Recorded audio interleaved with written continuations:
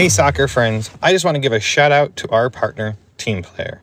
They are changing the game on how you find the perfect soccer team for your player. Parents, this means no more endless social media scrolling to find information on teams. With Team Player, everything you need to know is just a few clicks away. It's simple, straightforward, and lets you find the best coach and team for your player without any of the usual headaches. And coaches, we all know how tough it can be to get your team noticed, but when you subscribe to one of Team Player's team plans, you instantly get access to set up an online team profile that allows you to reach more potential players and showcase what your team is all about. It's super easy and lets players and parents see why your team could be the right fit for them. And if you sign up using the promo code PITCH, you can try any team plan free for 1 month. So whether you're managing a team or searching for one, come on over to www.teamplayer.us. That is TEAMPLAYR.US. And come give Team Player a look. Family-owned Soccer Innovation is your go-to source for top quality equipment.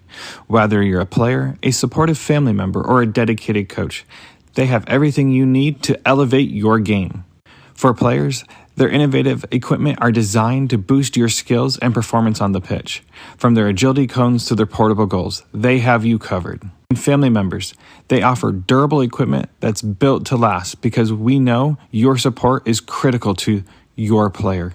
Coaches, trust me, they can provide the equipment you need to run effective training sessions and shape the next generation of soccer players. Visit Soccer Innovations at soccerinnovations.com to start elevating your game with them. And if you use the code PITCH, PITCH, you can receive up to 10% off your next order.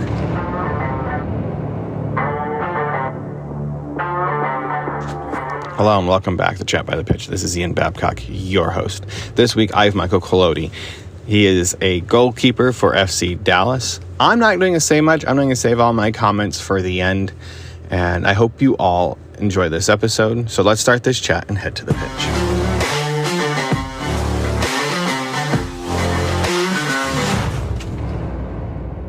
Hi, how you doing? Michael Collodi, goalkeeper for North Texas Soccer Club, and thanks for having me on. Thanks for coming on. You've had a phenomenal season this past season with North Texas Soccer and Soccer Club. And as someone that's been able to watch it, it's been phenomenal watching you play all season. Now, when did you start playing this game that you love? And how did your perspective of the game change as you grew? You're going back probably at a very young age, but... Yeah. I think it was around... I started playing goal at, I think, 6 years old. But I was playing for a year or two before then, just like small side. It was like 5v5, and then moved to an indoor team, which is when I started playing in goal. I think I was like 6 at the time then. In terms of just the changes that I've experienced in it is just moving from all the different worlds that I've had, from being a kid and growing up and playing and doing it for fun, to transitioning to the USDA world and getting a little bit more competitive, focusing on development and stuff like that. And then getting into college and then coming back. It's been a lot of different experience that I'm just very grateful to have, and it's been exciting. So as you're progressing, so you started off roughly 6 years old in goalie. So what drove you to play goalie? Is it a family thing? Is it a just wanting to stop the soccer ball, or just wanting to play because no one wanted to play goalie?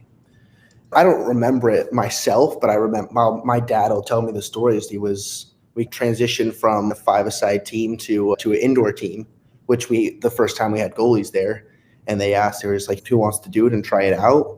And I put my hand up and went and tried it. And then my dad actually, he didn't play goalie, but he played collegiate soccer with Colorado School of Mines, and he was an outside back, but he was their third string goalie, I think, like just in case anything went wrong. So he knew the general techniques of everything. So he went in the backyard and he taught me the basics of technical stuff with diving and everything, and just went from there. So as you progress through this process, I interviewed Matt Montaigne, who's a goalkeeping coach in the area, and he told me it's the loneliest position in the world. When you guys win, you're the hero. When you guys lose, you're the enemy, or everyone despises you. And how did you handle that starting at a young age? Because the mindset has to be built. And I think as a player that has progressed so far in your career already to where you're at today, how did you plan, or did your parents help you build that mindset at a younger age? I think they help for sure, definitely with kind of just talking me through some of the stuff at a young age, realizing that this is the nature of the position. And there's going to be games where you're going to be amazing and be the hero. And there's going to be games where it's your fault and your team would have won if you did something better. And that's just the nature of this kind of really brutal position that we play. And it's just, I think, gaining experience, and just like anything, learning through experience. The best way to learn from something is having it happen over and over again, either way, and just learning how to deal with the ups and downs of it, and then just proceeding to get better at it as you go along. Looking back at your career at those younger days, I mean, every kid has those moments where they've had instances where they've had a coach that has been an influence on them, and that at the younger ages. I'm not talking now because these are more relevant. Mhm. You have better memories of them. But was there a coach at those younger days that really influenced you to stay with it during the tough times of when you're very young? Because I feel like teammates are more critical then, and they don't understand. It's just your fault. And it takes a good coach to motivate you. I don't remember what age exactly it was, but I think it was when we transitioned to outside of indoor and I was playing in goal on a big field. I had a coach who was just really tough on everybody, and he was a yeller. Like, you get some coaches that are just yellers, and I don't remember all the details or anything, but I just know that it was just something to get used to, and I think just help develop the mental side of, okay, you're gonna get yelled at when things go wrong, and you just gotta deal with it anyways. And whether it's getting yelled at from somebody else or just your own internal battle of, okay, I messed up, but now you got to move on and take the next step. I think that was something that helped with that for sure. Now, as you grew playing, did you have, obviously you said your dad played and was a third string keeper. Did he coach you at a younger age and advance, or did you go through time and join a club where they had a keeper, or did your parents find a keeper coach for you to help you build your skill sets starting at a younger age, or do you just go out there and just had someone kick the ball at you until you're exhausted? I've been with goalkeeper coaches since a pretty young age. I don't remember when it exactly started, but after the indoor world of just joining it, we moved on, and it was not, I don't think it was before the academy days, but I played with Solar back in the day for a couple of years, and they had a goalkeeper coach there who was great and helped with a lot of both kind of technical, physical stuff like that. So I've had a lot of help throughout the years just from goalkeeper coaches. I know several keeper coaches in the Metroplex just because of being around soccer for 5 years and meeting some of them, and they all have the same message when kids start playing keeper, and they always ask, "Are you sure?" Yeah. And did you ever have that moment when you started to go? So if you're breaking out to the outdoor, being more serious, more competitive, did you ever have a coach or someone say, "Are you sure this is what you want to do?" Or did you just know from the moment? I was set in my ways. It happened when I was 6 and just never turned back. I just loved to do it and got pretty decent at it and just didn't want to do anything else. I love hearing that. I wish my daughter could hear that, because the reason she wants to be a goalkeeper is because she doesn't want to run. Nah. And I tell her you will be the most athletic player on the field, so you better be in good shape. Yeah, exactly. It's a different kind of fitness. That's the reason why she chose to be a keeper, is she doesn't want to run. This is the same girl that does gymnastics twice a week for 90 minutes. I don't get where the mentality is coming from. But that being said, do you find having just a soccer background, or do you have a multi-sport background? So coming up, I think it was right before I came to FC Dallas's academy, and I think I was 12, so that's 2013-ish area. Before then, when I was with Solar, I played some baseball, I played football, I played some basketball. I wasn't a good basketball player, but I could handle my own the other ones. No. It's hard.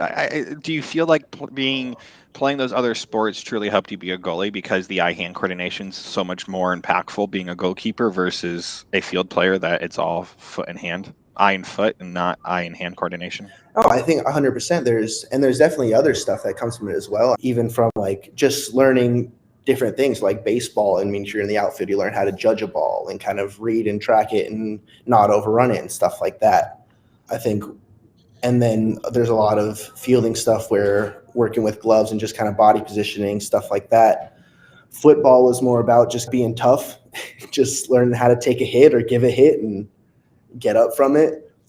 And then there's other things that we've done, like my dad and I would play ping pong at home that kind of took some stuff around with just like hand positioning and how to control balls based on the shape or angle or whatever of your hand. But just taking things from other sports, and we've taken a lot from other things and have used them. I wouldn't say I was consciously using them to get better at that point, but just realizing the similarity is like, oh, I know how to do that. And then it clicks or something like that. So looking back to those timeframes, would you advise parents to have their players to play multi-sports and eventually fine-tune it? It's an opinion. It's not doing a hold you to your feet to the fire, but I think as a parent, I push my kid both my kids to play multiple sports. Yeah. My daughter's all for it. My son's like, nope, I'm only soccer. And do you think having another, I'm asking because you're an athlete that plays at a high level, do you think it was beneficial for you, especially in this beautiful game? Looking back on it for sure, I think it was beneficial. I would say just whatever the kids were interested in, I wanted to do everything, right? I was just wanted to be active, wanted to be out there, do everything I could until it got to a point where I had to focus solely on soccer. But I think looking back, it was super beneficial to be able to take things from different sports and mesh them together. I love hearing that. I don't have a soccer background, but I think that's phenomenal that you view it as a way to move forward and not just a moment in your time. Yeah. So as you progressed, so let's get to when you transfer. You said U13. I think it was U13, U12, something like that. Somewhere around there, you went to FC Dallas. Mm-hmm. So did you jump into, I guess it would be U14. I think U14 is when it started with, I don't know if it was MLS or if it was the AD rate at that point in time, or were you playing locally more at the time? It was, at that time I came in, I think it was when the first kind of years they had the DA or the early years with the Development Academy. And so I jumped to that, and it was, that's all it was all the time. You never were playing Classic or not playing in local leagues. You were playing strictly in the DA. I played Classic League before the transition. I was playing Classic League with Solar, and then when I transitioned to FC Dallas, it was all DA all the time. Which is, if you talk to many of the coaches here, that's the route you should be taking. You go from local to playing for the MLS. I guess it's MLS Next side and playing in that league. That should be every kid's dream or goal. How did your perspective change when you joined with FC Dallas's academy? Because I feel the doors are more open and they're more interested in their top teams and developing their players so they can get them ready to transition to where you're at in your stages of your life right now. Looking back, so U13 getting ready, moving forward, what was the exciting points through those stages? Did you make the youth national teams? Did you play on an all-star team or whatever you want to call it through that time frame? So we can start at U13 and slowly work our way forward. Yeah, to touch on to the change of perspective from Classic League to the DA, I think there was just the opportunity that was available. Like you said, they have all the teams training out there at similar times, and as well as the first team as well. So we're able to see everything that goes on, and you can see the path that you want to take. And then there's also all the coaches and other players that they're trying to push you to do the same thing, get to the same place. So the environment was definitely different from the Classic League setup. And then getting to other stuff, I'm trying to remember what years it was. It was, I think, U14, U15, some national team camp call-ups, stuff like that. I think I got a couple caps with the youth national team in 2016 in some tournaments we had out in Japan and France, which went well. It was a great experience to be able to travel and do that with them. Did you actually get a chance to play for the youth national team and enjoy those moments playing abroad, or were you the backup, or did they split the time? Because I honestly don't know how this works, because that's all beyond my son's age, and I only focus on the age group that I'm at now. For the most part, play the top guy, play whoever there is first. And we had some rotation stuff with goalkeepers, just depending on who they thought was better in training or in the week or whatever.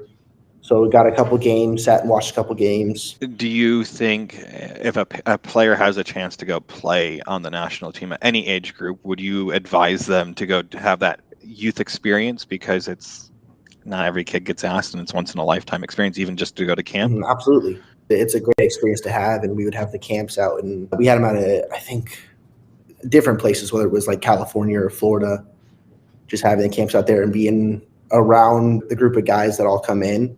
I think it's a great experience as well to meet people from other clubs and everything. And like a lot of the guys in the soccer world that I'll see, some of them I've known from camps back in the day. And it's just everybody's in the same little soccer world, I'm sure, as you understand. Yes, the bubble is very small, and it only gets smaller as you get older, I've learned. As you've been playing and having this experience through your youth, did you find much success? Obviously, you had success, but did you find internal success, so to speak? Because, like I said in the very beginning, it's the loneliest position on the field. I don't care what anyone says. Did you find personal success playing at those younger ages? Because it's more in your memory now, because we have a better memory of those age groups, that time frame. Do you find that you were able to build your mindset around what you needed to have it to be mentally stronger? I call it mentally stronger, emotionally stronger, because at the end of the day, you can't do anything else. If you make a mistake, you probably have to brush it off faster than anyone else on the pitch. Yeah. You can't sit there and soak. You have to be ready to go. So as you're going through this process, did you learn to have any tricks to help you, or have you talk to people to have a better experience or better knowledge of understanding? Because to me, this is one of the hardest things anyone on that pitch to understand is the mental side of the game. And we as parents that have never played the game don't understand it. Or it's been too long since we played. No, I wouldn't say I don't think there's any special tricks or anything. Not that I've had. It's just as I develop and experience more, just getting better at just moving on and accepting that something happened and there's nothing you can do to change it now. You got to move on and do better with the next thing, because what you don't want is to turn into a domino effect where one bad thing leads to another and leads to another, and then it just blows up in your face, and that's what you don't want. And not to rehash any memories of the finals going on this preseason, there was a moment that we watched. I think it was one of the home games. You let a ball go in, and you could just see your face from the distance. It bothered you that it went in, but a few seconds later, you're back out there and you stop the next 3 or 4 shots on frame, or I can't remember which game it was, but it's like you were instantly, like in a snap of a finger, you literally just changed directions of your moment.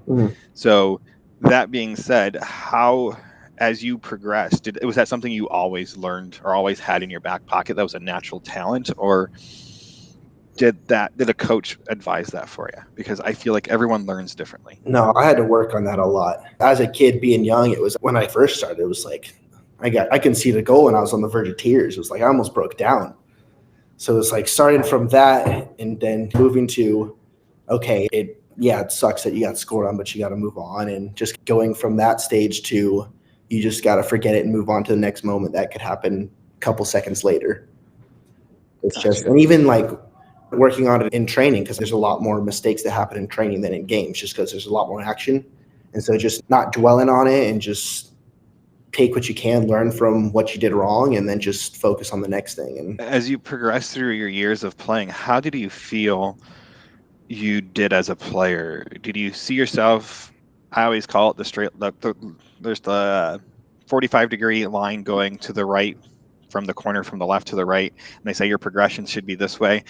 I like to draw circles around it like a little tornado, and says this is a child's progression. Did you feel like that is your progression through your time, or did you feel like you waved but you didn't go back as far back, like you just went up and down more than an upward progression versus forwards and backwards? I don't think there's been any, not that I can recall any progressions necessarily backwards. I think you obviously have some off days and off weeks and stuff like that, but I feel like if you're consistently in it, it's a lot easier to get better than it is to get worse.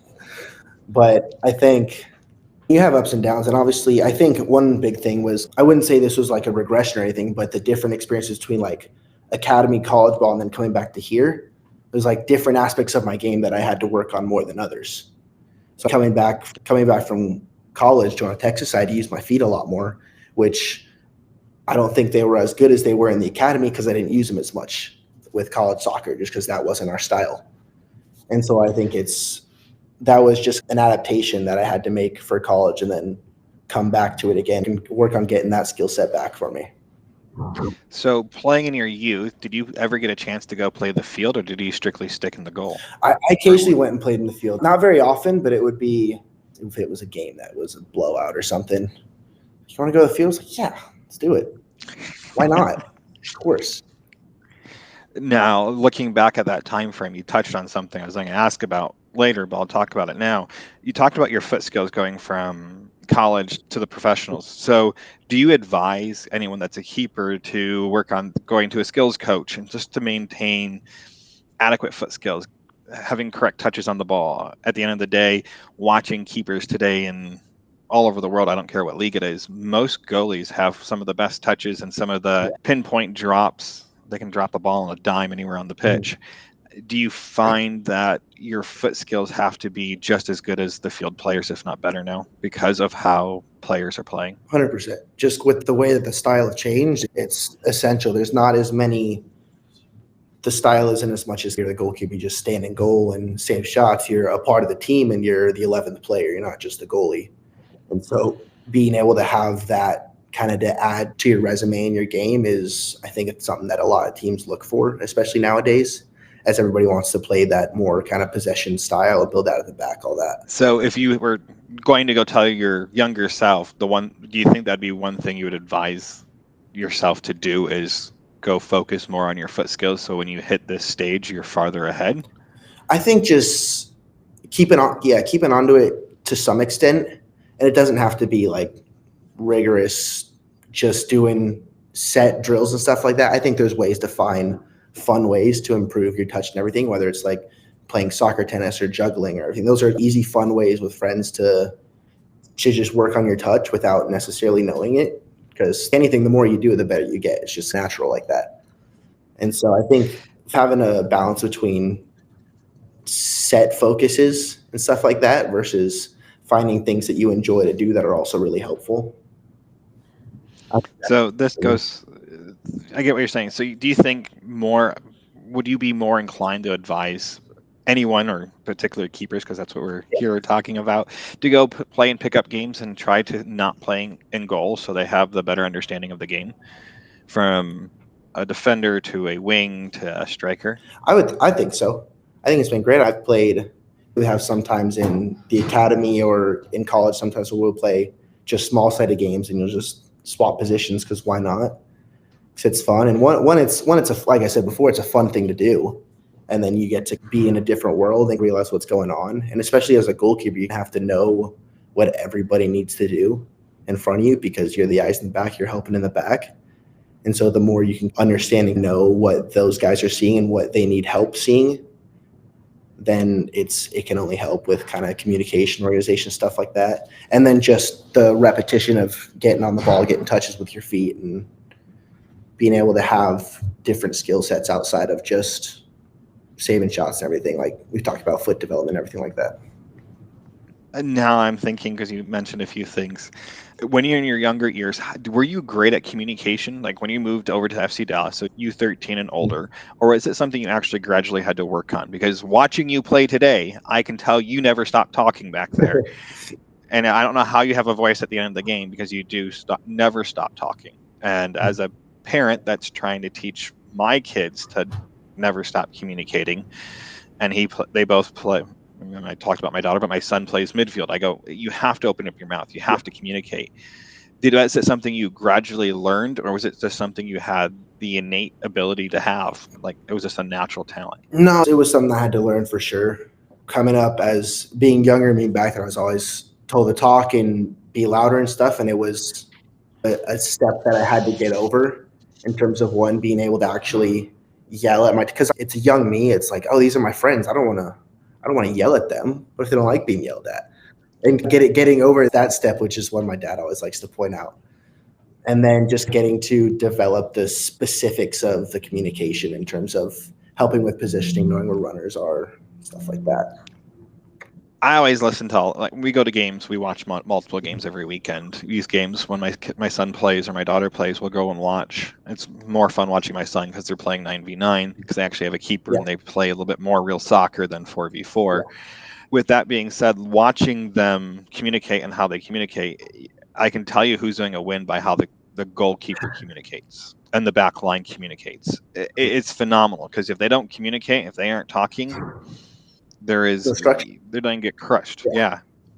And did you find that as inspiration to, or you might not even remember, to help you progress your communication skills? Or was it just something that was coached into you to be better with? It was, I think more it was just coached into me. I've had the goalkeeper coaches here have been great in helping with that because they were in the same spot a while ago playing as well. So they know the little tidbits of communication that's going to help be organized and what you need to focus on first. And so just learning from that. Once I got over the hump of not wanting to actually talk, I was like, okay, I can yell at these guys and they'll be fine. Then it came down to learning how to do it in the most efficient way possible because we want to get the message across as quick as possible because half a second can kill you and you can see the goal. Now, with the communication side, you talked about worrying about your teammates' feelings or they don't like being yelled at. As a parent, I tell my son there's a difference between riding your teammate in a game and being disrespectful. Yeah. And as someone that has played at a higher level, it's fun sitting on the field level and listening to you guys talk and yell at each other. And at the end of the game, you guys are putting your arms around each other. Is there any advice you can give these younger players?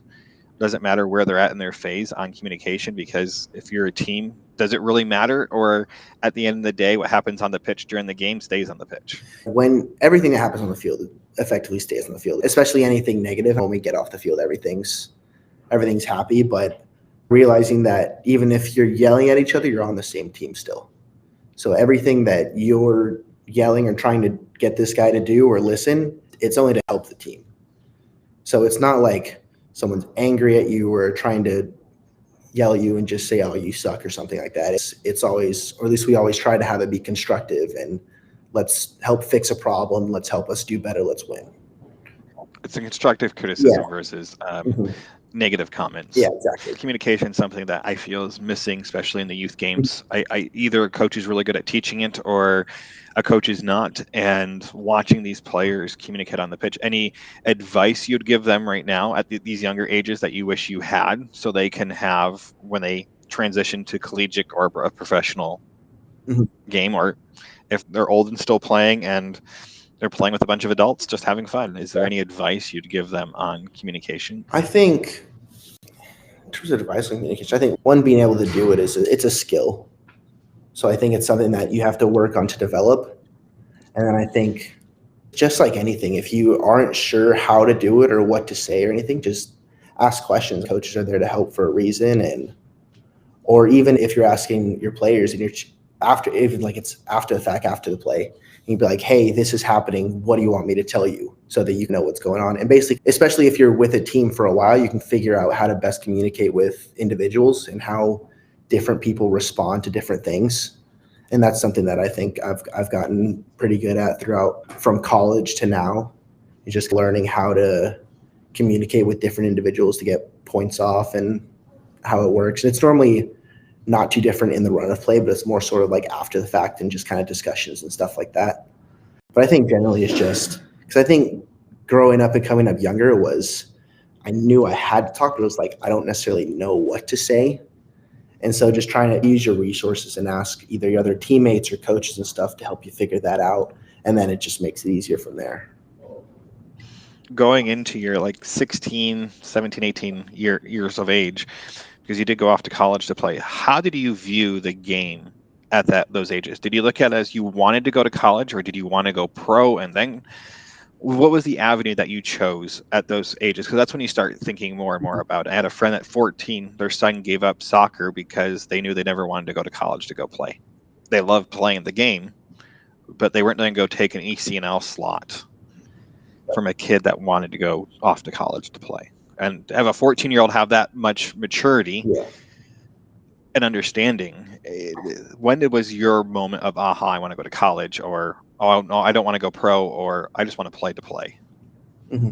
It was coming towards middle end of high school, just figuring out every person's different and you have to figure out your different path. Like I have buddies who signed here really young. I have guys who went off to college and came back as well. So it's just trying to figure out the path that's best for you. And for me, I think the best path was going off to college and being able to continue to develop as a player while getting my degree, and then so post soccer life won't have to worry about going back to school or anything like that. And then, but yeah, I think it was just figuring out what the best option was. Is it something you want to go all in and pursue professionally? Is your time now and this is the best time to do it? Or do you need more time to develop and you might as well get a degree and use soccer to get tuition and stuff like that on the way? It's just figuring out the balance and the path that works for everybody. And that's just the one that worked for me. And as you progressed, did you have, sounds like your parents have a good understanding. I mean, your dad did play collegiately. Did you feel that you had the upper hand because you had guidance from a parent that did go to college, that did play? Or did you feel like they gave you different avenues and try not to give their perspective too much, just guidance in the right direction of what you were saying to them? They helped for sure with the whole experience, because I'm a 17, 18-year-old coming out of high school trying to figure everything out. Obviously, I don't have all the questions, and I like to think I'm pretty good at asking questions when I don't know what's going on or anything. And my parents are always happy to give their 2 cents, whether it's just being there to support or actually helping trying to figure out the problems. And so I think just having them there to help me walk through that problem, whether it's I'm asking their opinion or I'm just bouncing ideas off. This is what I'm thinking. How does this sound? Stuff like that. That's awesome to have. So to get into college, because you did go to a very nice school in New York, shout out to New York here. Columbia is a great school, and having that experience moving into the collegiate world, how was the transition for you as a player? Because it is a completely different world, because now you're playing against men. You're still a teen, an older teen, Yeah. a young man, but you're playing against full-grown men at some cases that are in their mid-20s, if not older. Mm-hmm. So how did your view or the transition, how did the transition go for you in that time frame? I think I went all right. It was like you said, the biggest difference between going from academy to college was the physicality of the game. And obviously there's style differences between how the development academy and colleges play in the US here. But aside from that is the physicality and having to deal with, because you're going in as a 18, 19-year-old, you're playing against some stages they have graduate students that are 23, 24. And so just being able to deal with that and having to get bigger, stronger to be able to hold your own, and then still being able to do all the rest of the stuff that we do in the game. That was the biggest transition, which I think I dealt with pretty well.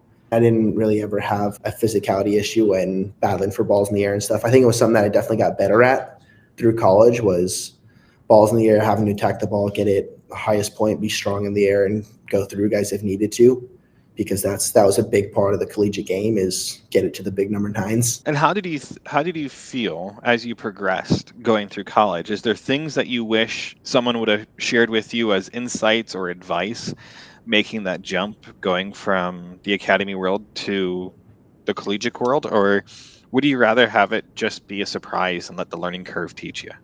Having people to help is always, I'm always for asking people what's the deal and how everything's going to be, especially people who've experienced and an event in it. My coaching staff there they were great in helping with even in like preseason, we'd work on specific stuff as, okay, you're going to experience more of this than you did in academy, stuff like that. So we're going to work on improving ball in the air, stuff like that, crosses, strength work in the gym, anything like that. I enjoyed having the heads up and being able to prep and have an understanding of what's going to come for it. And then getting into the first game, I was like, oh yeah, they were right. I'm glad we did this. Looking back at that time frame, did you feel, I first need to set the stage here. So did you play your freshman year, or were the backup for the first few years like it tends to happen for I played keepers? my freshman year. When you played your freshman year, did you find the pressure of playing as a freshman much greater than as you got used to it? Obviously, it gets easier, but did you find the pressure there, or did you just find it to be your natural home, that jumping into that slot Mhm. right away? I don't remember having any like a whole lot of external pressure from anything. Obviously, there's pressure that you put on yourself and you expect yourself to perform in game situations. But I felt pretty comfortable coming in and got to know a lot of the guys really quickly. So it was just joining another team and getting settled in, which I think I did pretty quickly. Looking back at settling in, did you feel getting into the groove of things at Columbia, between being an athlete now and you have to maintain a GPA to stay playing? And I don't know how it is at the academy. It's up to a coach at some of these clubs. Did you feel that you're able to balance it well? Because I can't imagine. I've been told what the schedule's like, and I know it's pretty hard. I don't know if I could do it. But how did you figure it out, how to balance it? You said you had a lot of help from coaches and the staff was great. Were they there to really help you out, or were you lost a little bit and found your way with the process?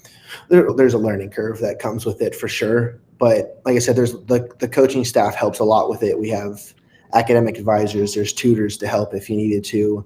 And then really the biggest kind of resource that I've seen that all the younger guys use is the upperclassmen.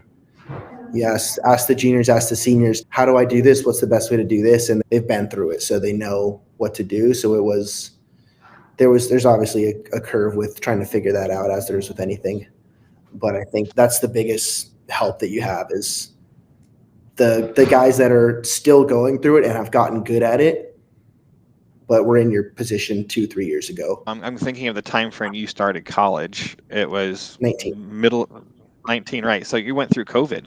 Mhm. How did that affect your playing career at the collegiate level? Because you lost 2020 to a degree, if not all completely, depending on where you're at in the country. How did that affect you as a player, and not just playing time, but mentally? Because that's a year off almost.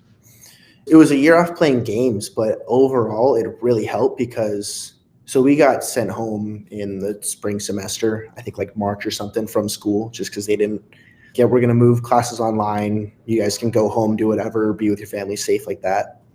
And so I came back here and was back with my family. And then I started training with North Texas and the academy and just being around because I know all the coaching staff. Just like, hey, can I come train with you guys? Yeah, of course, because the club's always super welcoming to returners from college.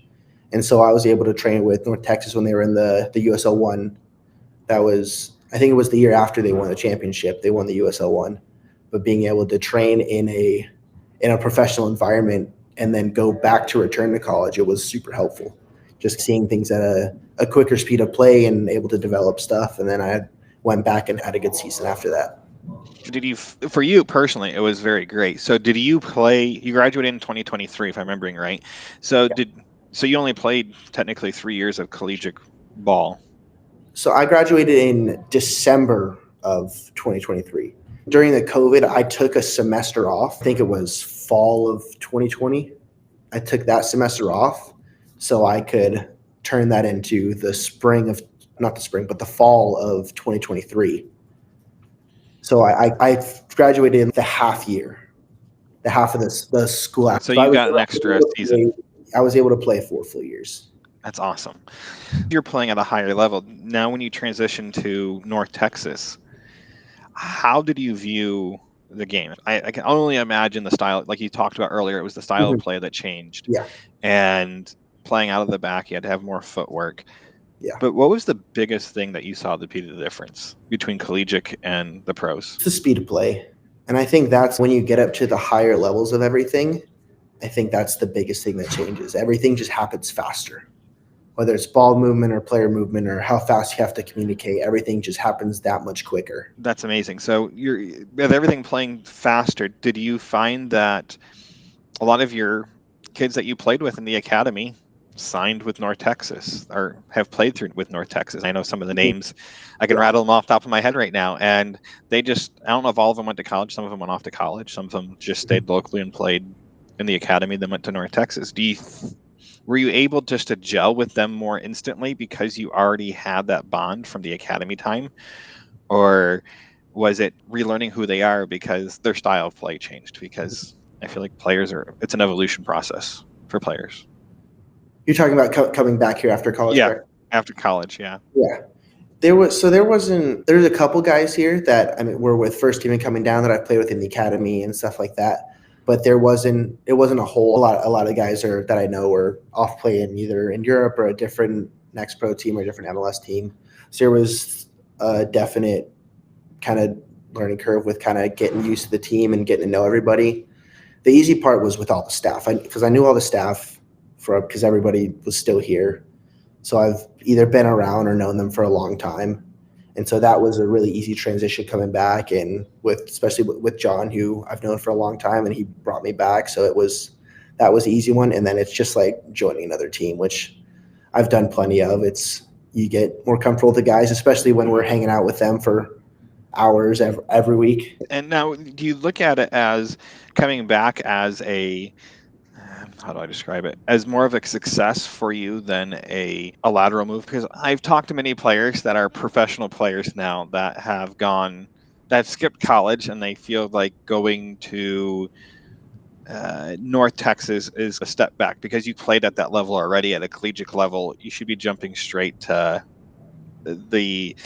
I would say the first teams, not the reserve team. And I don't know anything about this world. I'm not trying to pick on North Texas. To me, it's a professional team that is the second string ultimately for FC Dallas. So when there's something happens up there, you get called up and you get to go play. So do you view it as that way, or do you view it as it's the right step, the right order to go? It's not a negative thing. It's just what it is. It's our pyramid here in the United States. That's exactly it. It was just, like I said, like I said before, with trying to figure out college stuff, there's a different path for everybody.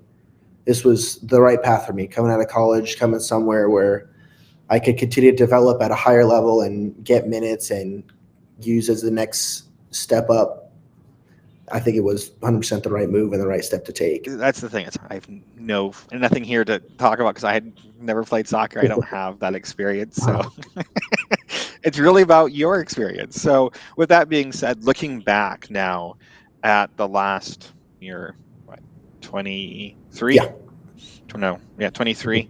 The last 17 years of your life.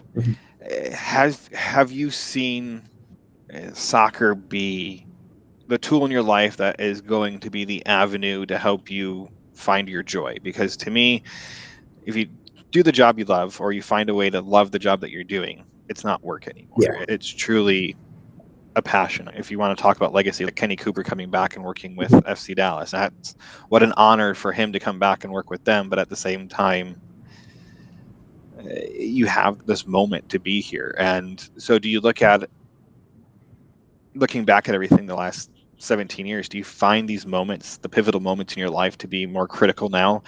And do you want to share those moments with players that are coming through? What do you mean by the pivotal critical moments? You have those moments in your life when doesn't matter what you're doing, your career, like you love what you do, obviously, because you're still playing. Mm-hmm. But those moments, those aha moments, you can call them even, when you're playing, like you want to share those moments. If you go out and watch the U13s, hey, when I was your age, this is what I saw and this is what I've learned.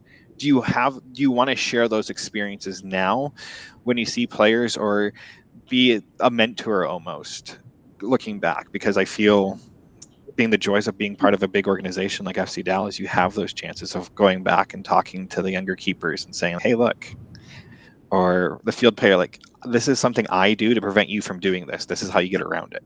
Or do you have those moments with these players, or do you strictly focus on what you have to focus on because you may not be allowed time to have those moments? No, there's definitely time for it, especially with North Texas, and we pull up, and just the club in general. They move people around, and academy guys are up training with us all the time and training with the first team all the time. There's a bunch of inclusion just from there. So there's definitely seeing what we can and helping coach and know what we do to help with those kids when they're up training with us. And the same thing goes the other ways. If I'm up training with the first team, especially this year, like I've learned a lot from being around and being with Martin and Jimmy and them. And while they're not necessarily coaches, they'll give their 2 cents on something and, oh, okay, that makes sense. I'll try that next time, or that's a good adjustment to make, because we're just trying to always learn and then always help other people learn as much as you can. I will have to say the common thread that I keep on writing down is that you're always open for learning. Mhm. How critical is that? Because I love watching youth players. I love listening to the bench talk or after practice talk, and I'm amazed at, especially at the younger ages, how much kids don't want to listen today. It is they want to watch YouTube channels or YouTube and learn from YouTube, and I don't always I as a parent for kids, I don't see that as always the best answer, because it's their opinion, and if they're making YouTube channels, they're probably still not playing and they're not on the modern edge of the game anymore. How do you view or advise parents to help their kids to encourage them to learn? Is it, I know that I have my opinion on it, because I think education, no matter what you're doing, you always have to stay on the cutting edge. I engulf hours upon hours of youth sports, and then so I can do what I do with my podcast or with my job. I never stop researching certain points to keep myself on the cutting edge. So how do you advise parents to keep their kids to be active learners? Something that worked for you. I mean, that's the thing, because it worked for you. You just seem to have that natural, innate ability to want to constantly learn. I think that comes with just knowing what you want to do. Because I think for me, it's like playing soccer is what I want to do. I want to be able to do it for as long as I can. And if you stay stuck in one point and you don't continue to get better and continue to learn, you're not going to move, and then you're going to have to get out of it eventually. And I think it could be similar with other things. Is once you find something that you really enjoy learning about, studying, doing, whatever it is, I think you're more naturally inclined to want to learn more about it and want to experience more stuff with it. So I think that's where it comes down to more, is not necessarily finding a way to get them to want to learn, but finding what you want to learn about. If that makes sense. That makes a lot of sense. So as you're going through your phases of your life playing, and if you broke it down, I call it the three phases of play. It's how I've been described it. So you 11 and younger, what would be the most important thing if you had a chance to go tell a player or parents or sit down with a group of players that age? What would you tell them today? The most important thing is that you enjoy it. I don't think if you, especially because at the end of the day, this is a game, right? It's a game that we play, and I'm fortunate enough to be in a professional environment with it, but it's something we do to have fun. And so I think it's something that, especially with sports and extracurricular activities, if you don't enjoy it, there's no point in doing it. You got to find something, and that's the same thing you said with like work. If you find something you love, you don't work ever. It's the same thing. I think you got to be open to trying different things to figure out what you can experience, whether it's trying different sports or school stuff, whatever everybody's path is, but just being able to find what you really want to do, and then the rest will, that drive that you'll have inside when it's like, oh, this is what I want to do for the rest of my life, for as long as you can, that'll push you through. Being a parent, and this is a problem I have, it's learning to set those boundaries, because my son's only 11. He'll be 11 in a month. Okay. And it's setting those boundaries as a parent. So what advice would you give parents looking back at that younger age group, if you can remember, something that you would like to share with parents to advise them on what to do with their player? Because I feel I've learned not to be critical. I have sayings with my son now, because I've done a lot of research on sports psychology and learning.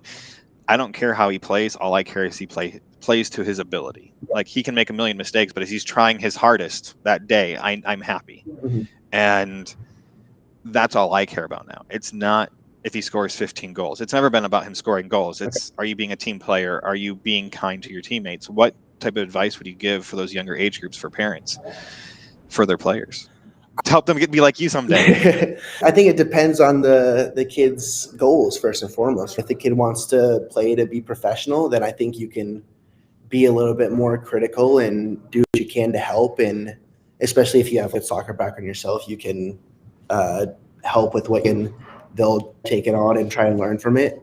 But I think there's also points that some kids get to, that if they get to, I don't want to play anymore. I just want to do it for fun. I don't want to go pro or use it. Like you said, the guy who didn't want to go play in college, I think there's not pushing a kid too hard, right? Because I feel like anytime you hear about a kid just like who stopped enjoying the game, I always feel it's because someone pushed them too hard to a point where it just wasn't fun anymore, which I think is the most important part, was just enjoy it. That kind of leads like the U12 to U14 age group, because I feel that is the age group where I feel there's a lot more pressure internally and externally on a player to advance, because this is, you're in the UK model, it's training to train at this point in time. I guess it's in the US model too, but it's not well spoken about. But learning in that time frame is training to train. And as a parent, hearing that means they're out there to bust their butt. They're still supposed to have fun, Mm-hmm. but it's learn to love to work hard. Yeah. So in that age range, you still have to play to have fun, going Yeah. back to what you first said. Is there any type of mentality parents or players need to have, or both need to have, in that time frame that you would advise? Because you're coming from a player's perspective, not a parent. I think I remember in that time frame once, it was, I had a story once my dad would tell me, and it was, so we were training and we were doing something, and it was there, and we came over to a water break, and I was there. My dad, he's like, why aren't you working hard? I am working hard. And so he came out and he recorded that part of the possession drill or whatever we were doing, and I just wasn't doing anything. It was all jogging, walking, stuff like that. And I watched it. I was like, oh, like I'm not. And so I don't know if that's just a funny story that I like to tell. I don't know if that plugs in a whole lot, but just I think that there's a little bit of realization that there's some stuff that's not entirely fun in it. Right. But it was just figuring out that's what I wanted to do. So there's going to be some stuff that I have to work on that's not going to be fun. Not everything's just going to be, you get to do everything that's super fun in the game, because there's parts of it that you have to develop that aren't near as fun to do. Fitness is a big one. Like your daughter says she doesn't want to be in goal because you don't have to run. I still have to do fitness. It sucks. I don't like doing it, but we have to do it anyways. That's the thing. I think people have a misconception of the goalie position, but we can get to that here in a few minutes, because I'm not going to tie it all back here. As you're looking at this experience that you're having with all of this, and now you're getting to the age of U15, I think that this is where everything changes for players. It's playing to win. This is where it becomes, I call it a job. I don't care what age level you're at. You still have to have those other two phases. You still have to have fun doing it. You still have to work hard. But now this is the grinding time. And how do you think you could advise parents from a player's perspective to go through this? If you strictly want to talk about it as a keeper, that's perfectly fine, because there's tons of keepers and it applies to everyone still. What advice would you give parents and players at this stage when you're starting to look at playing to win? There's definitely a little bit more kind of pressure if you get on, like when you're trying to pull out results, and once we get into the leagues and what's now the MLS Next and everything, where you want to go play and you can play for trophies and win national championships and stuff like that. There's definitely that more pressure that goes into it. I think learn in that part, it's a very vague statement, but learning how to win. Because I think there's a difference between sometimes you can just be good and you can play your game and you can win, but other times you have to really work for it. So I'd always talk, and especially this year with our seasons, like we've had games that we didn't play great, but we were still able to pull out results. And I think that's because we're a team who knew how to win in terms of managing the game, stuff like that, in terms of fixing problems on the fly and just being able to adapt, I think is the biggest thing. Having that adaptability, if something's not working, trying something else, and maybe switching up tactics, formation stuff for the coaches at halftime too. But I think that's the biggest thing that changes when you go from, we just want to develop people, we're going to play our way and whatever happens, into, okay, we're playing to win. We need to win here. Okay, if the way we're playing today isn't working, we got to try something else. And I think just being able to adapt is the biggest thing. And that goes throughout the rest of all your career, because tactics changed mid-game from our league to people playing Champions League, big tournaments, stuff like that. Now, doing the same thing now, looking at your collegiate level, because at the collegiate level, I feel like it's slightly different. The coach wants to win, but at the same time, I don't know anything about the college world sports, but I can only imagine it is not has changed a lot over the last several decades of winning at all costs. Now we have to worry about the total aspect of the player and the health of the player versus just we must Yeah. win. Do you feel that jumping into from the academy, and nothing against FC Dallas's academy, to the collegiate world, do you find that the support system for the mentality, because now you're still playing to win, but the support system's completely different, or do you find that the transition was very similar between coaching staffs as a player, but now you just have a harder academic side of it? I think it was pretty similar. I don't think it was, there's nothing too crazy that I could point out that was the difference. I think the biggest difference is your interaction with your teammates, honestly, just because you live with the guys that you're with forever, and you live with the guys in the team normally if you're playing with them. And so I think that you have a little bit more help in that aspect of it because you're around them, you're close with them, as opposed to you're at home, you go home with your parents and stuff like that. It's different. Gotcha. Now, moving into where actually you need to win, the professional world, did you find, because I know the coaches you've had, I know several of them, or two, I know John, I've talked to John a couple of times now. I don't know him very well, but my personal opinion of him, he has high expectations, and I think he holds players to those expectations. And I think that's why he was able to put together your North Texas team, and Michelle was able to carry on when he went up to go help the first team. Do you find that the pressure is still the same going from collegiate going to the professional world as it was for you, but there's more on the line, so to speak, more on the line for everyone involved? Or did you just, as weird as it may sound, is it still just as fun as it was when you were a kid? A mix of both. It's still super fun and I enjoy doing it. Otherwise I wouldn't do it. But I think there's definitely a little bit more pressure that's involved with, there's a lot more on the line. Exactly what you said. It's still, you're in your position where you play to win and do nothing else. You play to get results. But then there's more on the line. If you don't play well, maybe a team drops you or you have to find other stuff like that because you're living at this point. You have to make a living somehow. And if you don't perform, then you don't make a living. And that's just that little extra bit of pressure, but it's still something I know that all the guys enjoy. It's still, we all have fun when we're out there. And anything that you think about in terms of that extra bit on the line, it doesn't happen on the field. Gotcha. That would always be like a post thing for anyone else, Jim, because we're just, at least for myself, it's just, we're on the field. That's all it is. There's nothing else going on in the world.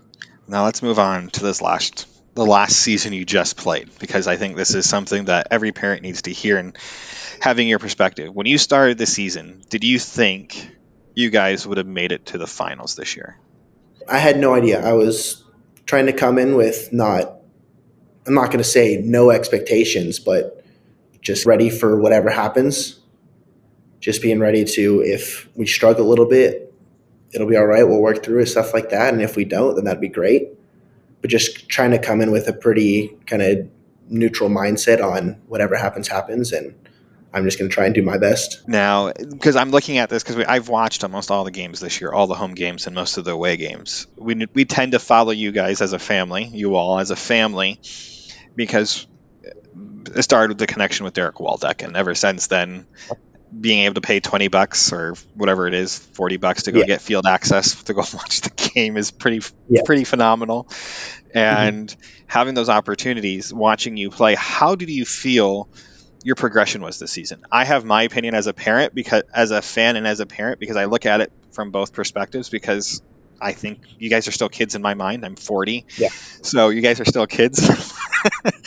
And how did you feel like your season progressed you as a player? Because I feel like you were just constantly skyrocketing. I didn't feel like you were ever slowing down playing. Like, you didn't have many missteps or miscues, so to speak, in the game. So how did you feel about it as the person living it? I felt there was definitely a sequence of a couple games where there was a couple mistakes here and there that kind of piled up in back-to-back games, which was a little bit frustrating. which I think, I mean, it could have come down to a lot of factors, or maybe it's the length of the season. It's my first time playing that long of a season because college season's only a couple months. I think I'm happy. I'm very happy with my progression and development throughout the season. But I think I had one little kind of slump that I had to get out of. But aside from that, I'm pretty happy with it. Now, watching you play this season, you ended up. I love the MLS Next Pro to ending ties as PK shootouts. Those moments are so pivotal, and my wife says she hates PKs because it's an automatic failure for the goalie. As a goalie, because it's harder to stop. You have 24 You by can't 8 lose. feet. There's zero expectations. That, I think the numbers is they're supposed to score 80% of the time. So it's just you just step in and we have our film study and everything that we've done, and we just do what you can. And if it goes your way, great. If it doesn't, it happens. I remember listening, I think it was Martin Paz 2 years ago with an interview. He talked about studying film when they made the playoff run. FC Dallas did, and how they had to go back 2 or 3 years, or maybe it was 3 years ago when Jimmy was in the goal. I can't remember who it was, but I remember the goalie talking about having to go back 3 or 4 years to the players' academy days to find game film of him taking PKs so he could study. Do you spend that much time studying throughout the season? Mm-hmm. With how the league works and having to do it every week, it adds maybe 30 minutes to an hour of film for us for every week, and then even more for the coach because he has to go find everything, and then he just makes it easy for us to look at. I just have to, because I find it so fascinating, because this season was phenomenal. You did such a great job stopping so many shots. The final game, we were on the edge of our seats. We were there. The semifinals, the conference final. That's what I'm thinking of, because it was at Shot Call Stadium. And we were all on the edge of our seat, and we were all sweating bullets. And my wife is, I can't imagine when we see your parents up in the stands being them that day, because they had so many shots on goal, and you did such a phenomenal job stopping so many shots. And the game before that, I it's like replaying those games in my head as someone being a fan of the team, and watching you play this season being your first season in the league. It was phenomenal. So looking back, not including all the extra stuff, just this season, what has been your favorite moment for you as a player, other than the finals and Other those than moments? winning it. Yes. You had the All-Star games, which I'm not including. I don't want you to include that because that was fun to watch. But the actual core season, what has been The regular season, not including the playoffs. playoffs? Yeah. Regular season. I think the one that sticks out to me the most is our early game against the Town, where we score the equalizer in the 96th minute or whatever, and then we go on to win the penalty shootout afterwards. I think that's one of my favorite ones, just because we're down a man for I forgot however long it is. We're down a man, down a goal, and pull one back and end up getting 2 points out of it. And I think that was a kind of a tone-setting moment for the team, especially. It was like, okay, we're here to compete. We can get points out of nothing if we need to. So we know we're better than a lot of teams, but there's gonna be games where not everything's gonna go our way, and we're gonna find a way. And it was just that moment that set that tone for me, at least. That was like, okay, we're gonna be able to get something out of every game. That's awesome. So now, how was your experience living the MLS All-Stars Goalkeepers Wars? That was fun to watch. You two did phenomenal. It was such a good time just being, because we stayed up in the same hotel with all the other players as well, and so we got the full experience of having everything set up and ready for us. You can do whatever, and then just the other three guys that I was with as well, the other three guys in the goalkeeper wars, we were just there to have a good time. We're obviously all competitive and wanted to win, but we realized we're like, yeah, this is just for fun, just for show. Let's go have a good time. And we thoroughly enjoyed it all. We just had a great time out there. And how was it? I'm trying to remember. I know you made it to the finals. I can't remember if you won or not. Did you? I did not. Okay. I lost once. I remember watching you get to the finals, and it was so fun to watch. I didn't care who won. It was just so much fun watching those moments in the All-Star pregame, whatever you want to call it, format they had. Now to this past fall, this late fall, how did it feel to win MLS Next Pro? I don't know, you want to call it finals championship, whatever you want to call it. How did it feel to win the cup? Yes, thank you. How did it feel to be part of that squad to win it and to bring it back in 5 years? Because I'm going back to the USL. Last year they played in USL League One. What the goal was, right, at the end of the day, that's what the plan was. It's a really long season. It's a 10, 11 month season, and it just makes everything worth it. And that's something that we were talking about as a team as well. As like, all right, we can't come this far just to come this far. We have to have something to top it off. And that's what everybody wants to do with their season, and we were able to pull it off. And it was just great to be able to bring some hardware back to the club as well, especially. Not to mean to FC Dallas's first team, but you've done it twice as a club. with the reserve team here. Looking back as your career, before I ask my favorite question, because it tends to take a little bit longer, your last, you're 23, 17 years of playing, what has been the greatest memory you have of playing? Because I'm assuming that winning the cup is a memory, but sometimes those moments don't withstand those moments earlier on in your life that are pinnacle or important to you. That will always hold a special place. But is that the greatest moment so far, or is there other moments that you've had just as great to that for you, if not better, depending on how you want to? That's the top one so far for sure. I've won some tournament stuff back in the day when I was younger, but going up through academy, we made it to 2 national finals, I think, in my U17 and U19 years, and lost both those, which those were heartbreaking, especially the last one right before I went to college. I think just winning it all is definitely the highlight so far, but planning on making more here. So glad to hear that. I'm going to ask my favorite question. It is, who has been the greatest influence on you as a player? I'm going to break it up because you have 3 phases of your career. So your career as a soccer player, you as from U18 and younger, you in your collegiate years, and you in the last year as a professional player. And it can be anyone. It could be a parent, it could be a friend, it could be a coach, or it could be multiple people, because let's break it down to the formative years, I'll call it, the more pre-college years. So who has been the greatest influence on you during those years?